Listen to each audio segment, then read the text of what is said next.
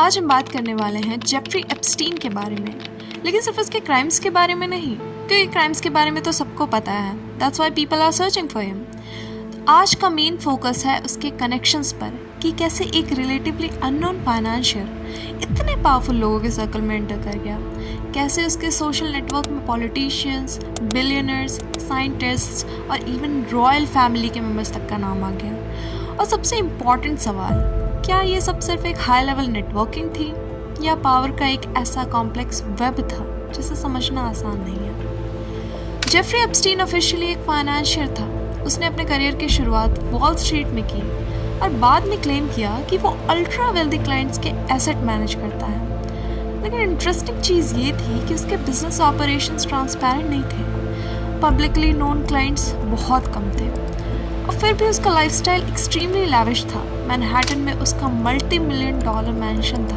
Private jet था और US virgin Islands में एक private island Little Saint James. ये सब देखकर नेचुरली लोगों ने सवाल उठाया कि अगर उसका बिजनेस स्ट्रक्चर इतना क्लियर नहीं था तो वो इतना पैसा और इतना एक्सेस ला कहाँ से रहा था।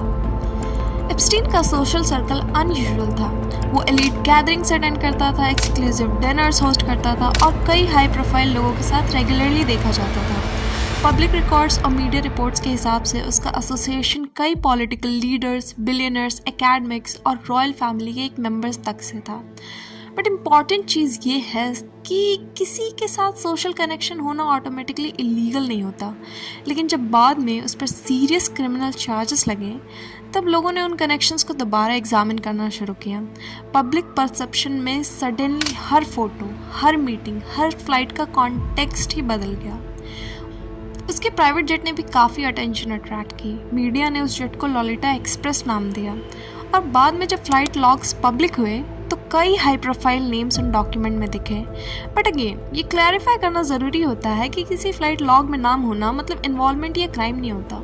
लेकिन जब एलिगेशन सीरियस नेचर के हों तो पब्लिक नेचुरली ट्रांसपेरेंसी डिमांड करती है।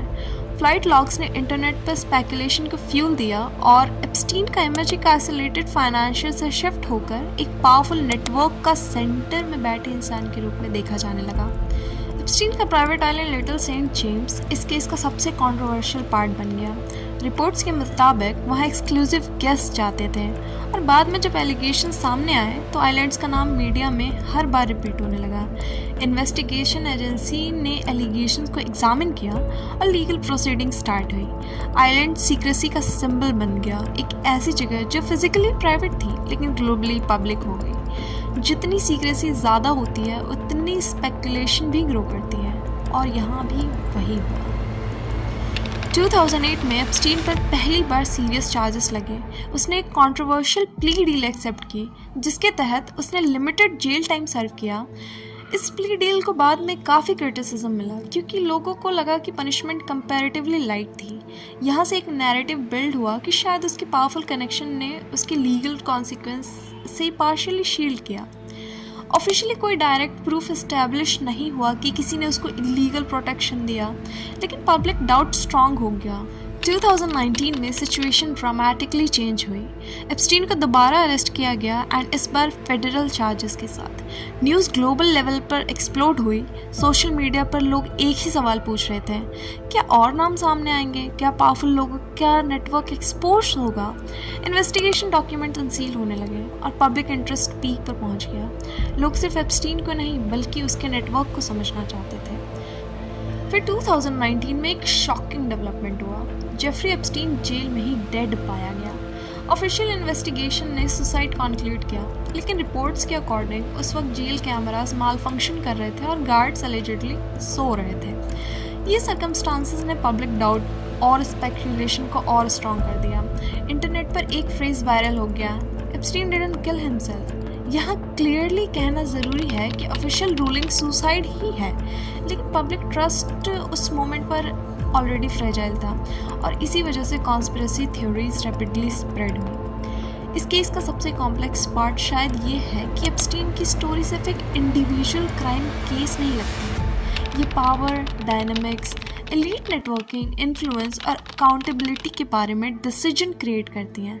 जब वेल्दी और पावरफुल लोग एक क्लोज सर्कल में ऑपरेट करते हैं, ट्रांसपेरेंसी नेचुरली लिमिटेड होती है, और जब एलिगेशंस इमर्ज होते हैं तो पब्लिक परसेप्शन क्विकली शिफ्ट हो जाता है।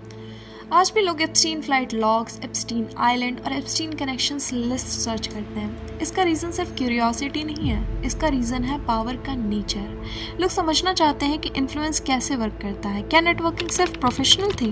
क्या कोई लार्जर सिस्टम था? या क्या पब्लिक इमेजिनेशन ने इस केस को और एम्पलीफाई कर दिया है? जेफरी एप्स्टीन की डेथ के बाद भी legal proceedings and documents release continue हुए। कुछ नाम पब्लिक डोमेन में आए, कुछ स्पेकुलेशन में रिमेन हुए, लेकिन एक चीज़ क्लियर थी, जब पावर और सीक्रेसी कंबाइन होते हैं तो पब्लिक ट्रस्ट फ्रेजाइल हो जाता है, और ट्रस्ट ब्रेक हो जाए हर अनआंसर्ड डिटेल एक मिस्ट्री बन जाती है। अल्टीमेटली ये केस सिर्फ एक इंसान के बारे में नहीं है, ये रिमाइंडर है कि इन्फ्लुएंस और एक्सेस का रियल इम्पैक्ट क्या होता है। ये स्टोरी बताती है कि कैसे एक इंसान जो सरफेस पर रिलेटिवली लो प्रोफाइल लगता है, ग्लोबल एलीट सर्कल का पार्ट बन गया, और जब एलिगेशन सामने आए तो पूरा नेटवर्क माइक्रोस्कोप के नीचे आ गया। अब सवाल ये है कि क्या हम कभी फुल क्लैरिटी पा पाएंगे? क्या ये केस हमेशा एक मिक्स रहेगा, फैक्ट्स, लीगल रिकॉर्ड्स और पब्लिक स्पेकुलेशन का? आप क्या सोचते हो? क्या ये सिर्फ एक क्रिमिनल केस है या पावर स्ट्रक्चर का डीपर एग्जाम्पल?